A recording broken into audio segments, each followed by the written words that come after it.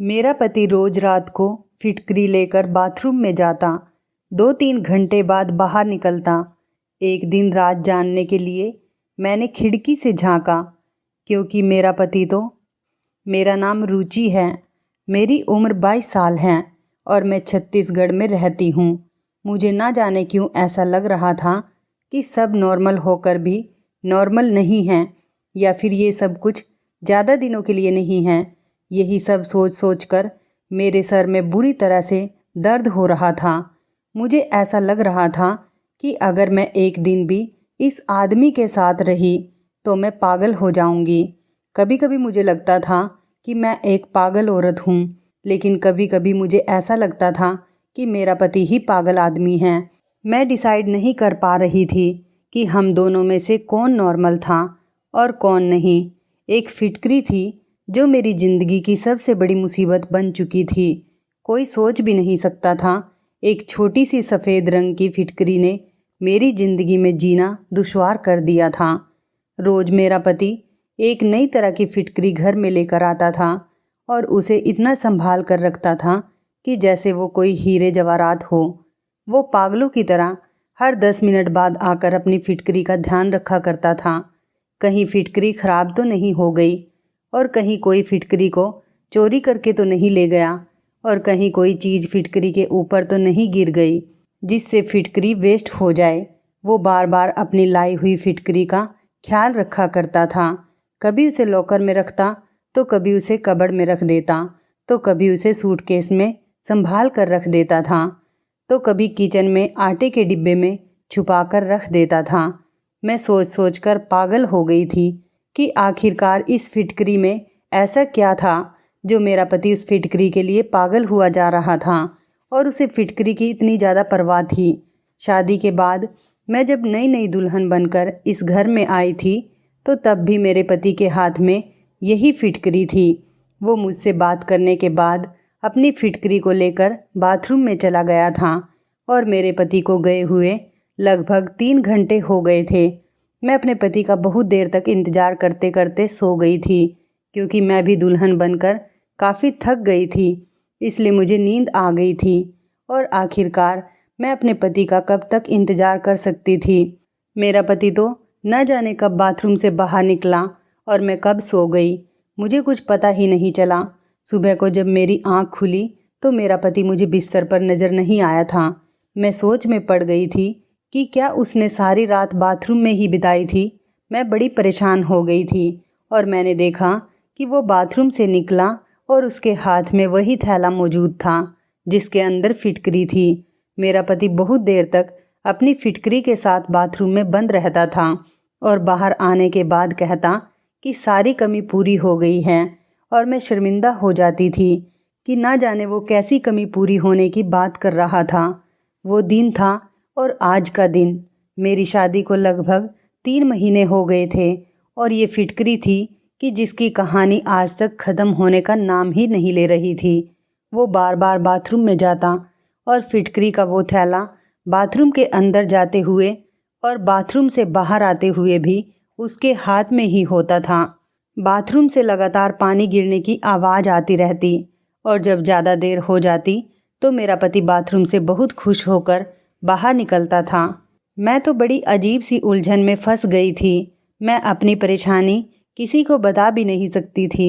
ये सच्चाई जानने के लिए एक रात मैंने बाथरूम की खिड़की से झांक कर देखा तो मेरा दिमाग फट गया था और मेरे होश उड़कर रह गए थे। मेरे माता पिता मुझे बहुत प्यार किया करते थे, क्योंकि मैं उनकी लाडली बेटी थी।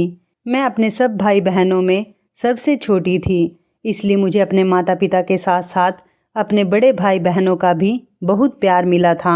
मेरे माता पिता का कहना था कि मैं बचपन में काफ़ी बीमार रहती थी, और मेरे माँ बाप हमेशा मेरे ठीक होने की प्रार्थना करते रहते थे।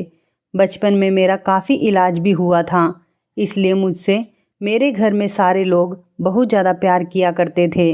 मेरे माता पिता ने भगवान के आगे प्रार्थना की और रो रो कर मेरी ज़िंदगी की भीख मांगी थी, मगर मेरे माता पिता को ये पता नहीं था कि उनकी ज़िंदगी इतनी जल्द ख़त्म हो जाएगी, और उनकी सबसे लाडली और छोटी बेटी उनके पीछे अनाथ हो जाएगी। अगर मेरे माता पिता को ये बात पता होती तो वो कभी भी बचपन में मुझे नहीं बचाते। मेरे परिवार में मेरे माता पिता के अलावा मेरे एक बड़े भैया और एक बड़ी बहन भी थी। वो सब लोग एक साथ मुझे छोड़कर इस दुनिया से चले गए। मैं 7 साल की थी जब हमारी पूरी फैमिली पिकनिक के लिए जा रही थी। तभी रास्ते में अचानक हमारी गाड़ी का एक्सीडेंट हो गया था। एक्सीडेंट इतना ज़्यादा खतरनाक था कि मेरे माता पिता और मेरे दोनों भाई बहन की मौके पर ही मौत हो गई थी। लेकिन शायद भगवान को मुझे ज़िंदगी देनी थी, इसलिए कितने लोगों की मौत हो जाने के बाद मैं अकेली बच गई थी। मुझे मामूली सी चोट आई थी, लेकिन मेरी ज़िंदगी बच गई थी।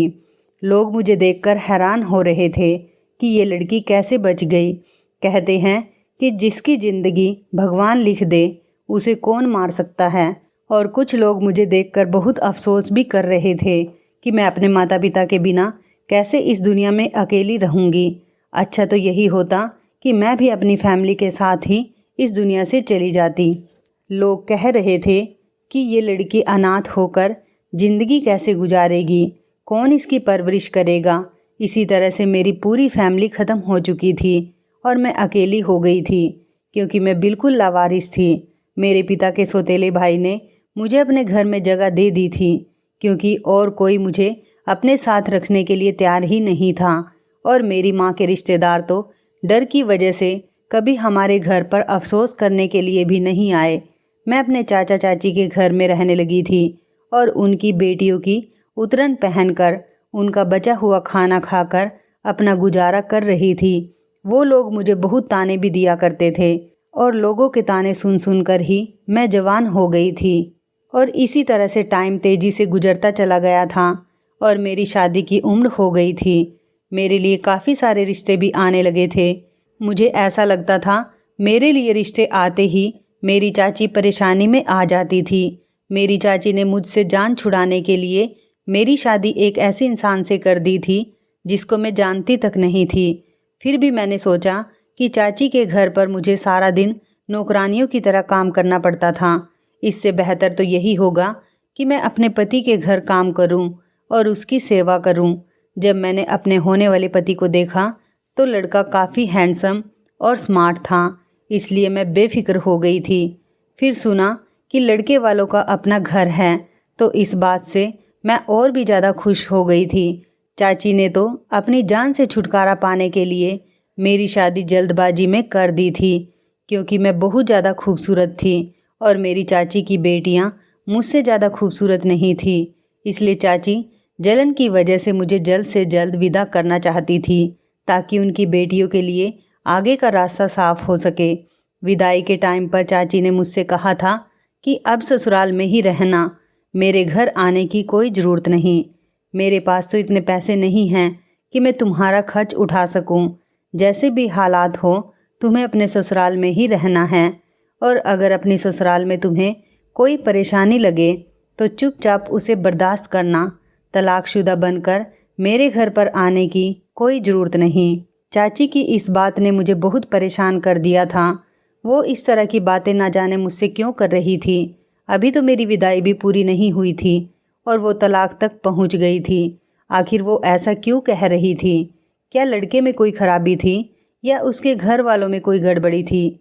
मेरे दिमाग में अजीब अजीब तरह के सवाल पैदा होने लगे थे और उन्हीं सवालों को सोचते हुए जब मैं अपनी ससुराल विदा होकर चली गई तो शादी की पहली रात थी। मुझे अंदाज़ा हो गया था कि चाची इस तरह की बातें क्यों कर रही थी। जिस लड़की के पति ने शादी की पहली रात उसके साथ बिताने के बजाय सारी रात बाथरूम में ही गुजार दी हो तो उसकी दिमागी हालत क्या होगी। शर्म की वजह से ये सवाल मैं अपने पति से कर भी नहीं सकती थी, क्योंकि मैं नई नवेली दुल्हन थी और नई नवेली दुल्हन ऐसी बात कहती कि उन्होंने ऐसा क्यों नहीं किया और सारी रात बाथरूम में क्यों रहे, तो ये बात गलत हो जाती। मैंने सोचा कि मैं तो सो गई थी, हो सकता है कि वो भी आकर सो गए होंगे। शायद बहुत सुबह को वो दोबारा बाथरूम में नहाने के लिए चले गए हों। बस यही सोचकर मैंने अपने दिल को तसल्ली दे दी थी। लेकिन मेरी ये तसल्ली किसी भी काम नहीं आई थी जब रोज़ाना कमरे में मेरा पति यही अजीबो गरीब तरह की हरकत करने लगा था। शादी को 1 महीना पूरा होते ही मेरी सास ने पोता पोती की रट लगा ली थी। मेरी सास को तो ये भी नहीं पता था कि 1 महीने में से एक भी दिन उनके बेटे ने मुझे हाथ तक नहीं लगाया था। उनका बेटा तो न जाने किन हरकतों में बिजी रहता था और मैं शर्म की वजह से ये बात किसी से कह भी नहीं सकती थी। 1 महीने बाद जब मैं चाची से मिलने उनके घर पर गई तो चाची मुझे देखकर परेशान हो गई थी और एकदम से उन्होंने मुझसे सवाल किया कि मैं अपना घर छोड़कर तो नहीं आई हूँ। चाची के सवाल पर मैंने बड़ी हैरत से उनकी तरफ देखा। मेरी विदाई के टाइम पर भी उनका मेरे साथ यही बिहेवियर था और मैं पूरे 1 महीने बाद उनसे मिलने के लिए आई थी, तब भी वो मेरे साथ ऐसी अजीबोगरीब बातें कर रही थी। मैंने चाची से कहा कि नहीं, मैं तो सिर्फ आपसे मिलने के लिए यहाँ पर आई हूँ। मुझे उनकी बात से बहुत दुख पहुँचा था। मैंने अपना सारा बचपन और लड़कपन इस घर में ही गुजारा था।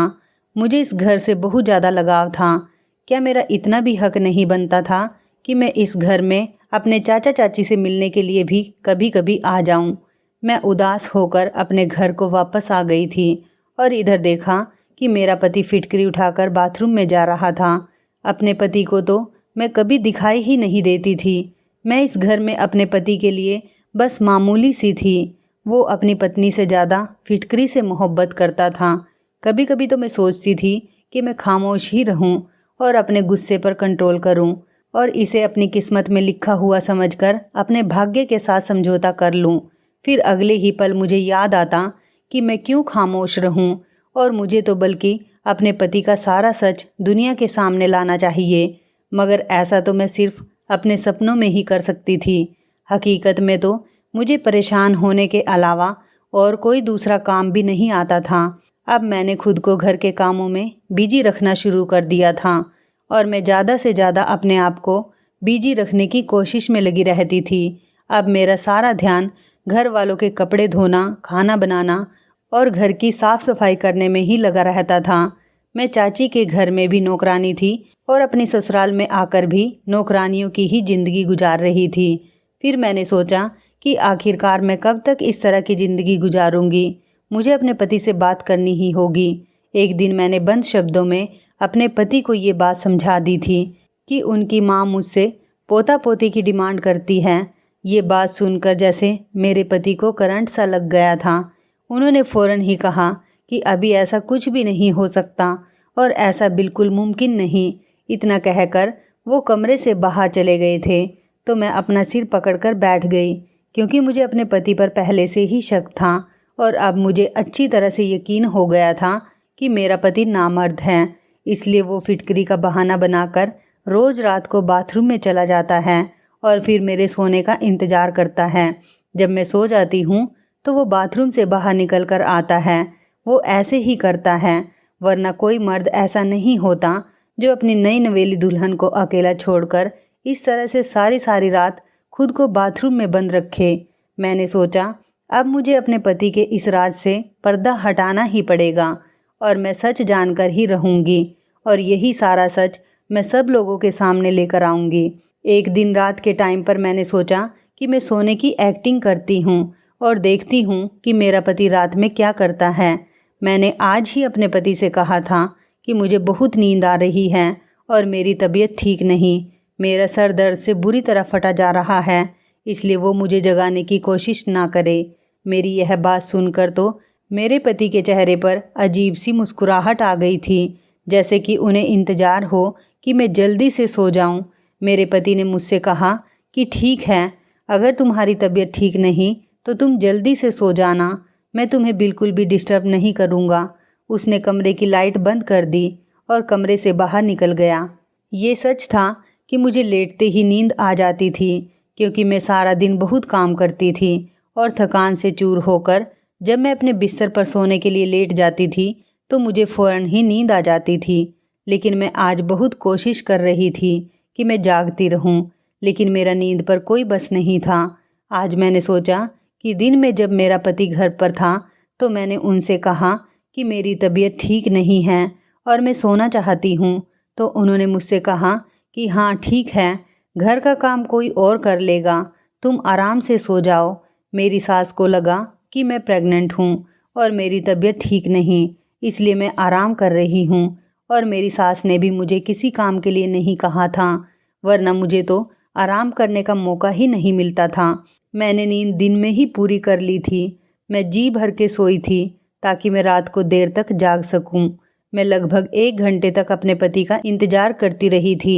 1 घंटे के बाद जब मेरे पति कमरे में आए तो मैं ऐसी हो गई जैसे मैं गहरी नींद में सो रही हूँ। मैंने देखा कि वो वही फिटकरी वाला थैला लेकर बाथरूम में चले गए थे।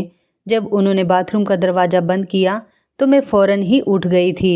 मुझे डर नहीं था कि वो बाहर आएंगे, क्योंकि मुझे पता था कि अब वह काफ़ी देर तक बाहर आने वाले नहीं। मैं घर की बैक साइड वाले हिस्से की तरफ जाने लगी थी और चोरों की तरह धीरे धीरे खड़ी हुई थी, जहाँ पर बाथरूम की खिड़की भी थी। लेकिन बाथरूम की खिड़की बहुत ऊंचाई पर थी और उस खिड़की से मैं अंदर तक नहीं देख सकती थी, क्योंकि खिड़की की ऊंचाई के हिसाब से मेरा कद बहुत छोटा रह गया था।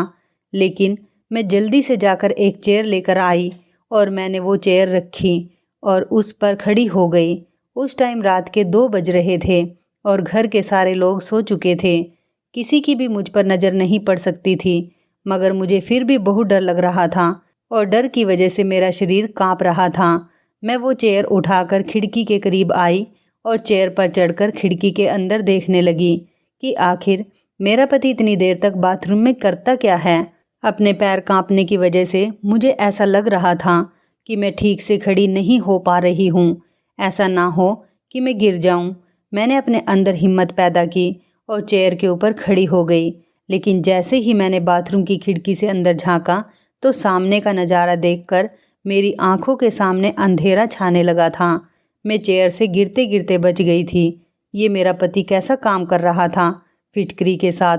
आखिर ये सब कुछ क्या हो रहा था? मेरे पति का दिमाग तो ठीक था। मैंने बड़ी मुश्किल से खुद को संभाला था और वापस अपने कमरे में चली आई थी। कमरे में आते ही मेरी आंखों में आंसू आ गए थे और मैं फूट फूट कर रोने लगी थी।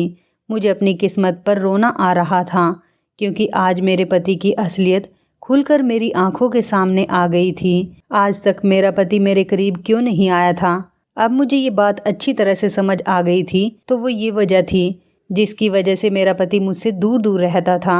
अब मुझे यकीन हो गया था कि मेरी चाची मेरे पति की असलियत को अच्छी तरह से जानती थी, इसलिए वो मुझसे इस तरह की बातें किया करती थी। उन्होंने जानबूझकर मुझे इस नर्क में धकेला था, वरना मेरे लिए रिश्तों की कोई कमी नहीं थी। मैं बहुत खूबसूरत थी, जिसकी वजह से लोग मुझे देखते ही पसंद कर लिया करते थे और चाची को सिर्फ इसी बात का डर था कि कहीं मुझे उनकी बेटियों से ज़्यादा अच्छा रिश्ता ना मिल जाए। इसलिए उन्होंने मेरी शादी इस आदमी के साथ करवा दी थी। मैंने सोच लिया था कि मैं कभी भी अपनी चाची को माफ़ नहीं करूँगी। उनको मरने के बाद तो भगवान के सामने जवाब देना ही पड़ेगा। और मैं ये भी जान गई थी कि मेरी सास और मेरी ससुराल के सारे लोग मेरे पति की इस हरकत के बारे में नहीं जानते थे, क्योंकि मेरे ससुराल के सारे लोग अपनी अपनी लाइफ में काफ़ी बिजी थे। किसी को भी इतनी फुर्सत नहीं थी कि वो किसी की ज़िंदगी में झांक कर देखे कि वो क्या कर रहा है और किस लिए कर रहा है। सिर्फ यही वजह थी जो मेरे पति पर आज तक किसी ने नज़र नहीं रखी थी। बस उनकी शादी करवाना अपना कर्तव्य समझा और ऐसे इंसान से मेरी शादी करवा के मेरी ज़िंदगी बर्बाद कर दी थी। ज़्यादातर पेरेंट्स को ऐसा लगता है कि वो अपनी औलाद की शादी करवाने के बाद अपनी सारी जिम्मेदारियों से फ्री हो जाते हैं, बस हर हाल में शादी कर देते हैं, ये बात जाने बिना कि उनका बेटा शादी करने के लायक है भी या नहीं। बस किसी भी लड़की के पल्ले अपने लड़के को बांधकर उस मासूम की ज़िंदगी को बर्बाद कर देते हैं और लड़का अपनी बदनामी होने की वजह से किसी को बताता नहीं कि मुझे क्या परेशानी है, मैं नामर्द हूँ और मैं शादी करने के काबिल नहीं हूँ। इसी वजह से मुझ जैसी लावारिस और मासूम लड़कियाँ दर दर की ठोकरें खाकर ऐसे आदमियों की किस्मत में आ जाती हैं और सारी ज़िंदगी अपना मुंह बंद करके ज़िंदगी गुजारती रहती हैं। और मैं उस टाइप की लड़की नहीं थी। मैं चुप रहने वालों में से बिल्कुल भी नहीं थी। खामोश रहकर मुझे थोड़ी ना कोई अवार्ड मिलने वाला था, बल्कि मेरे ससुराल वाले सारी उम्र मुझे बच्चे ना होने के ताने देते रहते और मुझे बांझ कहा जाता। मैं सोच सोच कर बहुत आगे निकल आती थी और अब परेशानी ये थी कि मैं क्या करती और कहाँ जाती। मेरे पास तो अपना सर छुपाने के लिए कोई दूसरी जगह भी मौजूद नहीं थी और उधर चाचा के घर में चाची ने भी मुझे उनके घर पर जाने के लिए मना कर दिया था। मैंने डिसाइड कर लिया था कि मैं अब खामोश नहीं रहूँगी। मैंने बहुत बर्दाश्त कर लिया था, लेकिन अब कुछ भी बर्दाश्त करने के लिए नहीं बचा था। मेरे आगे पीछे कोई नहीं था, तो इसका क्या मतलब कि मेरा पति मुझे धोखे में रखता और मैं इंतज़ार में थी कि मेरा पति बाथरूम से बाहर आ जाए। बहुत देर बाद जब मेरा पति बाथरूम से आया तो मुझे जागता हुआ देखकर वह चौंक गया था। मैंने गुस्से से अपने पति का गिरेबान पकड़ लिया और उससे चिल्लाते हुए कहा कि आखिर तुमने मेरे साथ ऐसा क्यों किया और तुमने सारी सच्चाई मुझसे क्यों छुपाई। मेरा पति एकदम अनजान बन गया। वो ऐसे एक्टिंग कर रहा था जैसे उसे कुछ पता ही ना हो। उसकी इस हरकत पर मेरा मन कर रहा था कि मैं उसे जान से मार डालूं। उसे नहीं पता था कि वो जो एक्टिंग मेरे सामने कर रहा है, मैं उस एक्टिंग को अच्छी तरह से समझ गई थी। वो मेरे सामने मासूम बनने की कोशिश कर रहा था, लेकिन वो मासूम नहीं था, बल्कि वो तो एक बहुत बड़ा चालाक आदमी था और चालाकी से ही मेरे साथ रह रहा था। मुझे बिल्कुल समझ नहीं आ रहा था कि आखिर कोई तो वजह होगी जिसकी वजह से वो अभी तक मेरे करीब नहीं आया था, और शायद यही वजह थी कि वो नामर्द है। लेकिन मेरा पति मुझे ये बात बताने से बहुत डर रहा था कि उसकी इंसल्ट होगी और लोग उसका मजाक बनाएंगे, इसलिए उसने शादी करके अपना सारा इल्ज़ाम अपनी पत्नी पर डालने के बारे में सोचा होगा। मेरे दिमाग में बार बार अजीब अजीब तरह के ख्याल आ रहे थे। अब मेरी शादी को 3 महीने हो गए थे और पिछले 3 महीनों से मैं लगातार डिप्रेशन का शिकार हो रही थी। आज जब मैं अपने पति का गिरेबान पकड़कर उससे सवाल कर रही थी तो वो हैरत से मुझे देख रहा था, जैसे कि उसे यकीन नहीं आ रहा था कि मैंने उसका झूठ पकड़ लिया है। वो हक्का बक्का होकर मुझे देखे जा रहा था। जब मेरे पति ने मुझे कोई जवाब नहीं दिया और उससे कोई जवाब नहीं बन सका तो मैंने फ़ौरन ही अपना सामान पैक करना शुरू कर दिया। मैंने अपने पति से कहा कि तुम्हें शर्म आनी चाहिए, तुम इस तरह का घटिया काम करते हो। मैं तुम जैसे नामर्द आदमी के साथ नहीं रहना चाहती और यही वजह है कि तुम इस घटिया फिटकरी को अपनी जान से भी ज़्यादा संभाल कर रखते हो। मेरे पति अब भी हैरान सा खड़ा होकर मेरी सारी बातें खामोशी से सुन रहा था, मगर ऐसा लग रहा था जैसे वह मेरी बातों को समझ नहीं पा रहा था और वो काफ़ी सैड लग रहा था कि मैं उसकी सारी बातों को जान चुकी हूँ। मैं अपने पति को हैरान और परेशान देखकर अपना सामान पैक करके दरवाजे की तरफ जाने लगी थी और घर से बाहर निकल गई थी। सारे घर वाले सो रहे थे। अभी मैं घर के मेन गेट तक नहीं पहुंची थी कि मेरा पति भागता हुआ मेरे पीछे आया और ज़बरदस्ती मेरा हाथ पकड़कर मुझे अंदर घसीटता हुआ मेरे कमरे में लेकर चला गया। मैंने शोर मचाने की कोशिश की तो उसने अपना हाथ मेरे मुंह पर रख लिया, जिससे मेरी आवाज़ निकलनी बंद हो गई थी और हल्की हल्की आवाज़ में मुझे खामोश रहने के लिए कहता रहा। वो मुझे एक कमरे में लेकर आ गया और बेड पर बैठने के बाद उसने कमरे के दरवाजे को अंदर से बंद कर लिया। मुझे अपने पति पर बहुत गुस्सा आ रहा था। मैं एकदम दरवाजे की तरफ जा रही थी, मगर उसने फिर मुझे पकड़कर बेड पर पटक दिया और कहने लगा, ये क्या तमाशा लगा रखा है? तुम्हें मेरी बात एक बार में समझ नहीं आती? मैंने तुमसे कहा कि खामोश रहो, बस एक बार तसल्ली से बैठकर मेरी सारी बातें सुन लो। और तुम इस टाइम रात के इतने अंधेरे में कहाँ पर जाओगी? क्या तुम लोगों को हमारे बारे में बातें बनाने का मौका देना चाहती हो? अपने पति की कही हुई बात पर मैं और भी ज़्यादा गुस्सा करने लगी। मैंने कहा कि तुम्हें क्या लगता है तुम लोगों से सच छुपा कर रखोगे? सच ज़्यादा दिन तक छुप कर नहीं रह सकता और दुनिया वालों के सामने आ ही जाएगा कि तुम शादी के लायक नहीं हो और तुम एक नामर्द हो। मैं ये बात सारी दुनिया को बताना चाहती हूँ कि तुम नामर्द हो और तुमने मेरी ज़िंदगी के साथ खिलवाड़ किया है। मैं तुम्हें कभी भी माफ़ नहीं करूँगी। मैं अपने होश खो बैठी थी और जो मेरे मुंह में आ रहा था मैं कहे जा रही थी। मेरी इतनी बातें सुनकर मेरे पति ने मेरे मुंह पर एक ज़ोरदार थप्पड़ मार दिया। मैं उसका थप्पड़ बर्दाश्त नहीं कर सकी और लड़खड़ाते हुए ज़मीन पर गिर गई और ज़मीन पर जब मेरे घुटने लगे तो मैं बुरी तरह से दर्द में आ गई थी और दर्द से मेरी आंखें भर आई थी और मैं रोने लगी थी। बल्कि यह चोट तो बहुत मामूली सी थी। जो चोट मेरे दिल पर लगी थी उसने मेरे पूरे दिल को घायल कर दिया था। मैं चौंक गई और परेशानी से अपने पति की तरफ देखने लगी। मुझे इस बात की उम्मीद बिल्कुल भी नहीं थी कि मेरा पति आखिरकार मुझ पर हाथ भी उठा सकता है। अगले ही पल मैं थप्पड़ का दर्द भुलाकर अपने पति के सामने आकर खड़ी हो गई और कहने लगी कि तुम्हारे थप्पड़ मारने पर भी मैं इस घर में और नहीं रह सकती। मैंने भी चिल्ला चिल्लाकर अपने पति से बात करना शुरू कर दिया था। मेरे पति ने फिर से कहा कि हल्की आवाज़ में बात करो वरना सारे घर वाले जाग जाएंगे। मेरे पति को बहुत गुस्सा आ रहा था और उसकी आंखों से गुस्से भरे हाव भाव साफ देखे जा रहे थे। मेरे पति ने कहा कि तुम जैसा सोच रही हो वैसा कुछ भी नहीं है। शायद तुम्हें गलतफहमी हुई है। मैं नामर्द नहीं हूँ। तुम अपने दिमाग से सोचना बंद कर दो। मैं नामर्द नहीं हूँ बल्कि मैं एक बहुत बड़ी बीमारी का शिकार हूँ जिसकी वजह से एक वैद्य ने मुझे ये इलाज करने के बारे में बताया था कि मैं फिटकरी के इस्तेमाल से जल्द सेहतमंद हो जाऊँगा। पहले तो मैं बिल्कुल ठीक था लेकिन पिछले 6 महीने से मेरे शरीर में बुरी तरह से खुजली हो रही थी और धीरे धीरे बदबू भी पैदा होने लगी थी और इस वजह से मेरे करीब कोई नहीं आता था। मैंने अपनी इस बीमारी का हर तरह से इलाज किया, बड़े से बड़े डॉक्टर को दिखाया और काफ़ी सारी महंगी दवाइयों का भी इस्तेमाल किया। नेट से देखकर हर घरेलू उपाय भी इस्तेमाल कर लिया लेकिन मुझे सिर्फ नॉर्मल सा ही फ़ायदा होता था।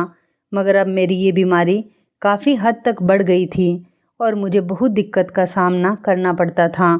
काफ़ी बड़े बड़े डॉक्टर को दिखाया तो उन्होंने बताया कि मेरे खून में इन्फेक्शन हो गया है। कुछ सालों पहले जब मेरी बहुत तबीयत ख़राब हुई थी तो मुझे खून की ज़रूरत पड़ गई थी। तब डॉक्टर के कहने पर मुझे एक आदमी ने खून दिया था। तभी से मैं इस बीमारी का शिकार हो गया हूँ। डॉक्टर का कहना है कि उस आदमी के खून में एलर्जी थी, इसलिए मेरे खून में भी इन्फेक्शन हो गया और मेरी सारी बॉडी पर एलर्जी हो गई। उस आदमी का खून मुझे सूट नहीं किया और तभी से मैं इस हाल में हूँ। डॉक्टर ने बताया कि अगर आप किसी के करीब जाओगे तो आपकी बीमारी किसी दूसरे को भी लग सकती है, इसलिए मैं तुम्हारे करीब नहीं आता था। फिटकरी का इस्तेमाल करने से मुझे कुछ घंटों के लिए सुकून मिल जाता था, मगर परेशानी सिर्फ एलर्जी ही नहीं थी। एक परेशानी यह भी थी कि अगर मैं तुम्हारे करीब आता तो मेरी ही बीमारी तुम्हें भी लग सकती थी। ये कोई मामूली बीमारी नहीं बल्कि बहुत बुरी और फैलने वाली बीमारी है। मैं तुम्हें भी अपने जैसा नहीं करना चाहता था। मेरा इलाज तो काफ़ी टाइम से चल रहा था लेकिन धीरे धीरे मेरी परेशानी बढ़ती ही चली जा रही थी। मुझे किसी ने एक मशहूर वैद्य के बारे में बताया तो मैं उसके कहने के मुताबिक उस वैद्य के पास चला गया था। मैंने जब वैद्य से मुलाकात की तो उन्होंने मेरा पूरी तरह से चेकअप किया और मुझे यकीन दिलाया कि मैं जल्दी ही ठीक हो जाऊंगा। इस वैद्य ने मेरा इलाज शुरू कर दिया था और उधर मेरे घर वालों ने मेरी शादी का हंगामा किया हुआ था क्योंकि मेरी एक बहन लंदन से आई हुई थी और उसे मेरी शादी अटेंड करना बहुत ज़रूरी था क्योंकि फिर कुछ सालों तक मेरी बहन का आना यहाँ पर मुमकिन नहीं था। मैंने अपने माता पिता को बहुत इनकार किया कि मैं अभी शादी करने के लिए तैयार नहीं हूँ, लेकिन मेरी किसी ने एक भी नहीं सुनी और मेरी शादी की डेट भी मुझसे बिना पूछे तय कर दी। इसी तरह से हमारी शादी भी हो गई। जब मैं वैद्य के पास गया और मैंने उनको बताया कि अब मेरी शादी होने वाली है तो उन्होंने कहा कि अभी 2-3 महीने तक तुम्हारी शादी नहीं होनी चाहिए थी। जब तक इलाज पूरा नहीं हो जाता तब तक तुम्हें किसी के करीब नहीं जाना। मैं अपनी फैमिली के हर मेंबर से भी दूरी बनाकर ही बात किया करता था और ना ही उन लोगों के साथ उठता बैठता था। फिलहाल मेरी शादी की डेट तो फिक्स हो गई थी। वैद्य जी ने बताया कि तुम्हें इतना करना होगा, जब तक इलाज पूरा नहीं हो जाता तो तुम्हें अपनी पत्नी से भी दूरी बनाए रखनी होगी। मैं वैद्य की बातें सुनकर बहुत परेशान हो गया था।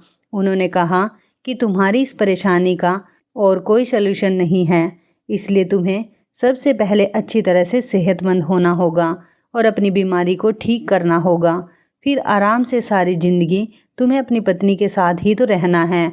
क्योंकि वैद्य के इलाज से मुझे काफ़ी फ़र्क होने लगा था और मैं खुद को काफ़ी हद तक ठीक महसूस कर रहा था, इसलिए मुझे वैद्य जी की बात माननी पड़ी थी। और मैंने सोचा था कि शादी करने के बाद मैं तुम्हें सारी हकीकत बता दूंगा, मगर ना जाने क्यों मुझे तुमसे कुछ भी कहने की हिम्मत ही नहीं होती थी। और बस यही मेरी सबसे बड़ी गलती थी, जिसकी वजह से तुम मुझे गलत समझ बैठी और मुझे गलत समझने पर मजबूर हो गई थी। वैद्य जी ने कहा कि फिटकरी से ही तुम्हारा इलाज हो सकेगा, इसलिए मैं तुम्हारे करीब भी नहीं आता था और आज तक मैंने तुम्हारे करीब बैठकर तुमसे बात करने की कोशिश भी नहीं की थी। और हर रोज़ मैं फिटकरी घर पर लेकर आता था और रोज़ाना मेरा नई फिटकरी से इलाज होता था। इसलिए मैं पागलों की तरह फिटकरी की हिफाजत करता था, ताकि मैं जल्द से जल्द ठीक हो जाऊं और एक नॉर्मल ज़िंदगी जी सकूं और तुम्हें बता सकूं कि मैं तुम्हारे साथ टाइम स्पेंड करने के लिए कितना तड़प रहा था। मेरी परेशानी बाहर से तो किसी को नज़र नहीं आती, मगर अंदर ही अंदर मैं अपनी परेशानी से बहुत ज़्यादा बेचैन हो गया था। मुझे माफ़ कर दो, मैं तुमसे माफ़ी मांगता हूँ। मैंने तुम पर हाथ उठाया और अपनी ये सच्चाई तुमसे इतने दिनों तक छुपा कर रखी। मेरा पति बहुत शर्मिंदा लग रहा था। मुझे अपने पति की बातों पर यकीन आ गया था, क्योंकि उनकी आंखों से लगातार आंसू निकल रहे थे और उनके चेहरे से सच्चाई साफ साफ नज़र आ रही थी। मैंने अपने पति से कहा, आप अगर मुझे इस बारे में पहले ही बता देते तो पिछले 3 महीनों से इतना परेशान नहीं होती। मेरे दिमाग में तो तरह तरह की बातें आने लगी थी। मेरे अलावा कोई और भी होता तो शायद आपके बारे में ऐसा ही सोचता, और तुम्हारी कुछ हरकतें ऐसी थी जिसकी वजह से मुझे ऐसा लगा कि तुम मुझे धोखा दे रहे हो। और मैं भी अब आपसे माफ़ी मांगती हूँ कि मैंने आपके साथ बहुत बदतमीजी की और आपको नहीं समझा। मैंने बहुत शर्मिंदा होकर अपने पति से माफ़ी मांगी और उन्हें यकीन दिलाया कि मैं हमेशा आपका साथ दूंगी और जब तक आप पूरी तरह से ठीक नहीं हो जाते मैं आपका पूरा ख्याल रखूंगी। वो दिन है और आज का दिन है। मैं और मेरे पति हमेशा एक दूसरे के साथ हैं और भगवान की बहुत बड़ी कृपा है कि धीरे धीरे मेरे पति की बीमारी भी जड़ से ख़त्म हो गई और मेरे पति अब बिल्कुल ठीक हैं और हम पति पत्नी एक दूसरे के साथ बहुत अच्छी ज़िंदगी गुजार रहे हैं। कभी कभी हम अपनी फीलिंग्स को साइड में रखकर न जाने किन बातों में खो जाते हैं। बहुत सी ऐसी छोटी छोटी गलतफहमियां हैं जो घर को बर्बाद कर देती हैं। हमें अपने लाइफ पार्टनर को अच्छी तरह से समझने की कोशिश करनी चाहिए, लेकिन हम तो सिर्फ अपने बारे में ही सोचते हैं। हम नहीं जानते कि सामने वाले के दिल का हाल क्या है और वो किस परेशानी से जूझ रहा है। अगर हम किसी की परेशानी को समझ सके तो हम उसका साथ देकर उसे कामयाब बना सकते हैं और उसकी परेशानी को जड़ से ख़त्म कर सकते हैं। मैं भगवान से प्रार्थना करती हूँ कि भगवान हम लोगों को सोचने और समझने की हिम्मत दे और ताकत दे और हमें सही फैसला करने की समझ दे। और अब मेरे पास एक 3 साल की बेटी भी है। ऐसा लगता है जैसे मेरी ज़िंदगी से सारी परेशानियाँ ख़त्म हो गई हैं, क्योंकि मेरे पति इतने अच्छे पति हैं कि कभी कभी मुझे अपनी किस्मत पर यकीन ही नहीं आता कि ये वही आदमी है जिस पर मैंने पहले कुछ जाने बिना ही काफ़ी सारे इल्ज़ाम लगाए थे और शक किया था। अब मैं अपने पूरे परिवार के साथ बहुत खुश हूँ। तो इस कहानी के बारे में आपकी क्या राय है, कमेंट करके ज़रूर बताइएगा। दोस्तों, आपको हमारी मज़ेदार कहानी कैसी लगी, आप हमें कमेंट बॉक्स में ज़रूर बताएं। यदि आपके पास भी ऐसी कोई प्यारी सी कहानी है या फिर ऐसी कोई कहानी जिससे कुछ शिक्षा मिले तो आप हमारे साथ उसको ज़रूर शेयर करें। दोस्तों, यदि आपको हमारी ये वीडियो अच्छी लगे तो आप हमारी इस वीडियो को लाइक शेयर ज़रूर करें और ऐसी ही दिल को छू लेने वाली प्रेरणादायक कहानियाँ सुनने के लिए हमारे चैनल को भी सब्सक्राइब करें। यदि आप हमें फेसबुक पर देख रहे हैं तो आप हमारे फेसबुक पेज को लाइक और फॉलो ज़रूर करें। तो दोस्तों, फिर मिलते हैं ऐसी ही ज़बरदस्त कहानी या टिप्स के साथ नई वीडियो में। तब तक के लिए धन्यवाद। आप सभी अपना ख्याल रखना। आपका दिन शुभ व मंगलमय हो।